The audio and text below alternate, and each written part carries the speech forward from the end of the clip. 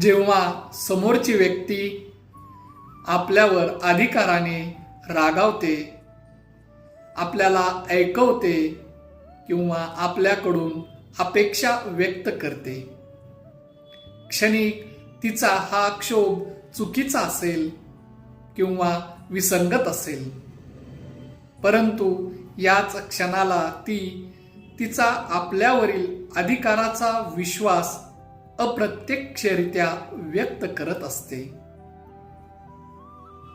या क्षोभाच्या प्रसंगीच अधिकाराचा विश्वास वृद्धिंगत होत असतो. म्हणूनच या नाजूक प्रसंगाच्या वेळी प्रतिक्रिया नाही, प्रतिसाद द्यायचा असतो.